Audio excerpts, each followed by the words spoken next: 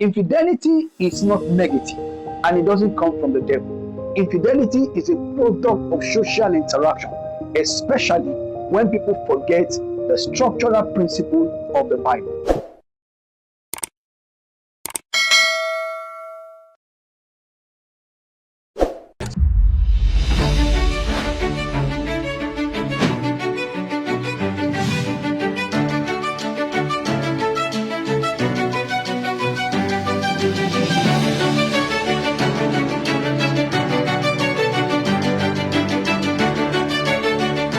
Hi there, I welcome you to another episode of Relationship Clinic with Pastor Bode Thomas. Today we'll be talking about understanding infidelity, and we're looking at two major aspects. What do you make out of the discovery of infidelity? And two types of infidelity. Alright, what do you make out of infidelity? Every infidelity has a message, and the message is not always negative. Infidelity is a sign that your seemingly perfect relationship has cracks. Infidelity is a sign that what you call a perfect affection has flaws. Infidelity is a sign that you are missing something out in your relationship. Your first approach to every form of infidelity is to be grateful to God. There are over 80% of married couples who are engaged in one act of unfaithfulness or the other, and their partners will never find out in a lifetime. You are among the 20% privileged ones who found out in their lifetime and even in their prime that their partners have been unfaithful. So the first thing first, that you are able to find out that there is a crack in your relationship, it calls for you to understand that you have a lot of work to do. No relationship on earth is perfect, and there is no partner on earth who cannot cheat. That a man has or a woman has not been caught cheating does not mean they don't have the tendency to cheat. As a matter of fact, every man on earth who can get married can cheat on their spouse. Every woman on earth who can get married can cheat on their spouse. Why is that? The fact that you are able to process the manner of marriage, the fact that you are able to agree that you want to get married to a person, it means that your sexual excitement and the possibility of wanting more than one partner is imminent in you.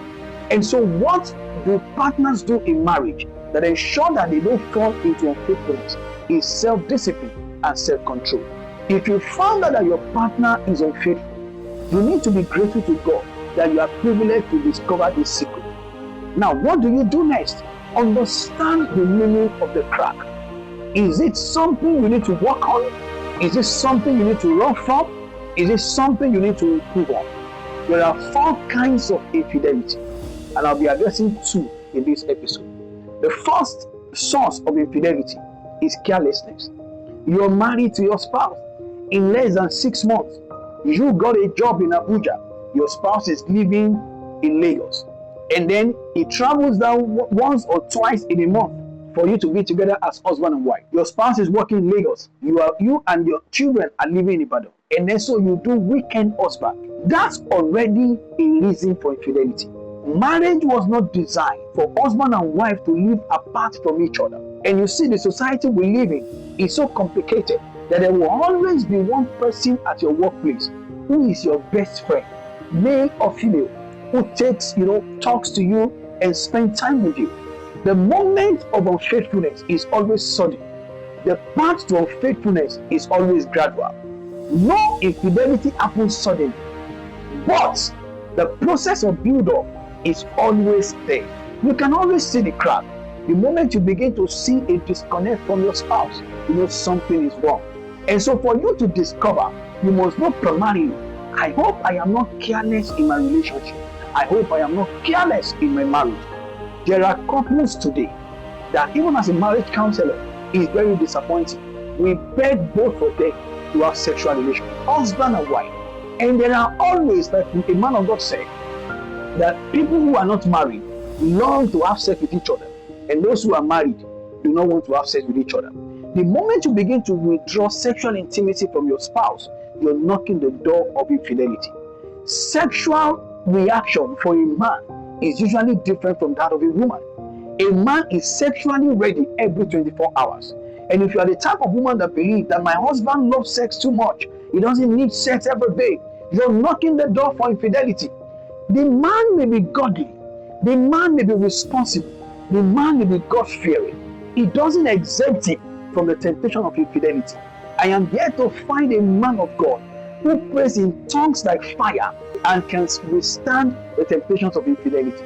The Bible told us to flee every form of infidelity. In other words, the instruction to flee means any man can be overtaken in infidelity. The first thing you need to check is that I hope you are not treating your spouse carelessly. I hope you are not taking that generous woman for granted. I hope you are not taking that understanding husband for granted. Because if you are knocking the door of the first cause of infidelity, which is carelessness. The second reason for infidelity is weakness, emotional weakness. If you find out that personally you react in a certain way when you are with an opposite sex, you don't have to stretch that emotional weakness by creating chances for your fall. Temptation is real. The moment you find out that you are emotionally weak, all you have to do is not to build strength. All you have to do is to build structure around your life. As a pastor, do not have a female as your personal assistant if you discover that you do not have emotional capacity to say no to seduction. Always build a wall of safety around yourself. Tell your spouse every detail of what happened in your day and keep nothing out, even if it sounds awkward. One of the ways in which you deal with infidelity as a result of emotional weakness is to be transparent with your spouse. First of all, be transparent in your finances. Do not transfer a huge amount of money out of your account without your spouse knowing about it. Always ensure that when you communicate with your spouse, you leave no information out of the reach of your spouse. When you do this and you create a proper distance with an opposite sex, you are not likely to fall into infidelity as a result of the emotional weaknesses. Now we round up today's episode by bringing everything together. Infidelity is not negative and it doesn't come from the devil. Infidelity is a product of social interaction, especially when people forget the structural principle of the Bible. The Bible designed marriage so that every man's sexual desire and every woman's sexual desire can be catered for in the comfort of marriage. Do not deny your spouse of their emotional rights in the marriage. Don't deny your partner the necessary things that they need from you. Because the moment denial sets into marriage, there are tendency for such human being to seek such comfort in another arms.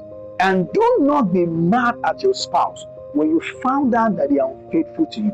The first thing you need to do is understand the kind of infidelity you're dealing with. If it is a product of carelessness, then seek a counselor and then work on the cracks in your relationship. If it is a product of emotional weakness, build structure around your relationship to ensure that you do not fall prey to sexual temptation anymore. I call you blessed. In the next episode, we'll be looking at other details about infidelity. Thank you.